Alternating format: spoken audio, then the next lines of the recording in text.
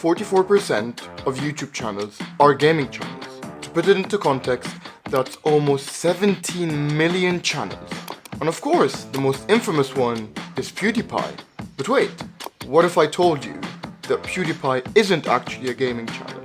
And that if you understand this one simple fact, you'll be able to elevate your content to the next level. Let me explain. But before I do, let me tell you a bit about Mr. Felix Schellberg.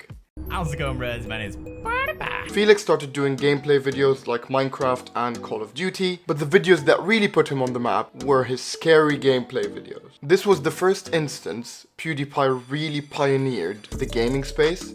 The way he played these gaming videos, especially Amnesia, with his commentary and his editing style, really added something new to the YouTube gaming scene that was never before done. And this was the first instance of PewDiePie's channel blowing up. People loved his Amnesia series.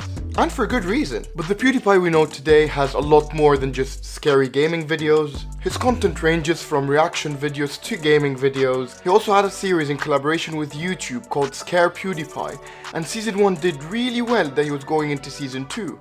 Everything seemed to be going Felix's way, but as we will soon learn, that like all of us, Felix also has his imperfections. I'm really sorry if I offended, hurt, or disappointed anyone. Some controversy causes PewDiePie to lose a lot of his sponsors, lose his YouTube original series, and caused what a lot of YouTubers call the ad apocalypse. So this weird situation is where we're at when a few weeks ago, some inflammatory articles are posted about how major brands are being advertised on top of very vile YouTube videos. A bunch of advertisers fearing backlash removed their ads entirely from YouTube, and during this period, every YouTuber saw a decrease in revenue. Also, Google's valuation dropped by like $750 million in a day. No big, it's fine. But we wouldn't be talking about PewDiePie if it wasn't for the next part of his story. He completes his redemption arc by going back to his roots, making gaming videos on Doki Doki and Finding Paradise, which got a lot of traction. But the best was yet to come. Nothing brought PewDiePie's channel back to life like the Race vs. T series and his Minecraft series. But you might look at this video, look at the introduction and ask yourself, why am I saying that PewDiePie isn't a gaming channel? He seems to have a lot of gaming content, and people seem to love his gaming content. So what are we missing? Now that you know PewDiePie's story, it's time to understand the secret of success. Because at the forefront you can't just see gaming, but if you dive deeper, you might just see more than that.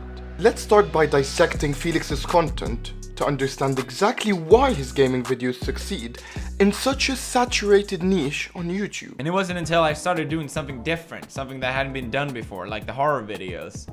That's when I started to get an audience that really cared about the content that I was making. PewDiePie doesn't just play games, he tells stories. If you watch any of his gaming videos, you might not even notice that it's a game, which is weird, because even if you're not interested in the game, you can be invested in the storytelling of the game.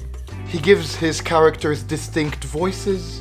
He gives the characters in the games character arcs, where they have an origin story and there's conflict, and he talks to them like they're real characters, which was unheard of in the gaming scene before PewDiePie. So PewDiePie isn't just really playing games, he's creating a series that you want to follow along from start to finish.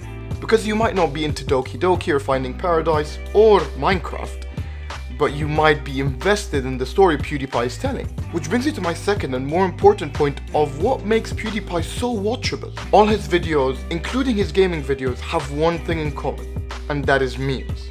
By integrating memes into all of his content has mass appeal because you might not love games, but everyone loves a joke. But he doesn't just stop there. He also creates inside jokes with his audience through his Reddit videos and through his gaming videos. So if you're new to the channel, you're going to find jokes, but if you're not new and you're a regular viewer, you're really invested because PewDiePie throws in these tiny jokes that only you get because you're part of his community. His Luai videos of him just looking at memes his audience put on Reddit is a great example of that. Why? Yeah, Reddit reacts. I like when he watches the pictures and he goes, haha. PewDiePie funnels in viewers because there's a huge mass appeal to jokes, but keeps them because he's so connected to them through those same jokes. And this is his secret to not die after a game stops being relevant. Because games can come and go, but jokes are an eternal content creating machine. So PewDiePie tells stories and integrates it with memes, but none of that would be possible without the third aspect of Felix's videos, and it's PewDiePie himself. His channel isn't just about games or memes, his channel is about someone that we are all invested in. And PewDiePie isn't like other YouTubers, he is himself, and you can see growth within his videos. Through the years, PewDiePie has become someone his community could invest in and root for. Through his success and his screw-ups, his audience wanted to back him because they were personally invested in Felix as a person. Most YouTubers put a huge barrier between them and the audience, between their persona on camera and between the regular persona. But that's not what Felix did.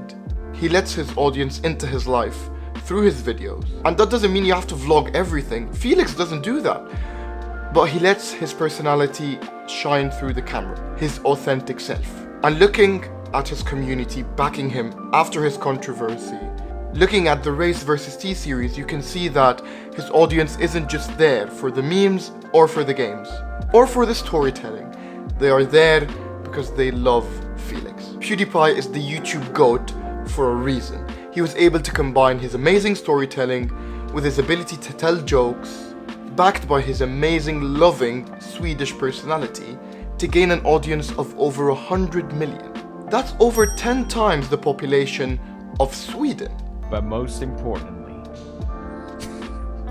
I want to thank the pros. I don't need to tell you about the journey.